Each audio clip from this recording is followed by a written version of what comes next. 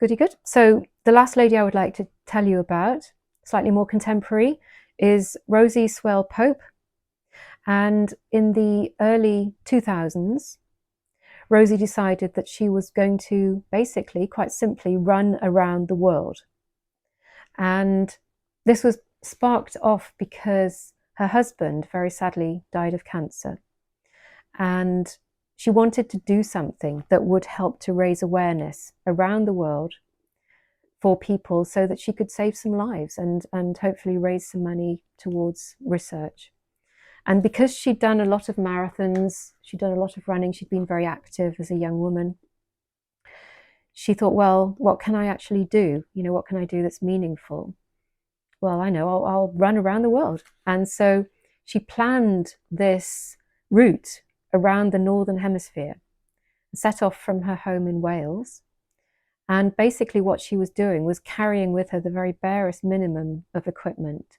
So she was pulling behind her a kind of pulk, like a sledge, covered sledge, which was her sleeping quarters, covered sleeping quarters, but it also contained all her food and rations. And she had various stages on the journey where she would kind of log in, find the supplies for the next stage of her journey, so that she wasn't carrying a whole, year's supply right around the world.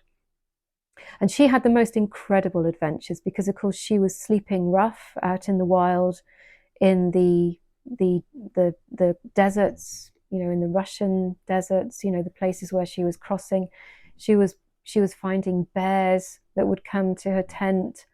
All the wild animals, wild dogs, wolves, you name it, what's out there in the Northern Hemisphere, right around from kind of Russia through China, Siberia, right round through Alaska and Canada. But what she was finding really was that people were welcoming her with open arms, wherever she went. All right, she was finding poverty, she was finding people living in difficult circumstances. But most of the time she would find people who were willing to give her a bed for the night, share their dinner with her. And what happened was that she found, while she was giving something herself, in other words, she was raising awareness, she was raising money for a cancer charity, she was finding that she was also receiving through the kindness of people who had very little to give, ostensibly very little to give, but actually they had a lot to give. And they were delighted to meet her. They were delighted to give her hospitality and see her on her next stage of her journey.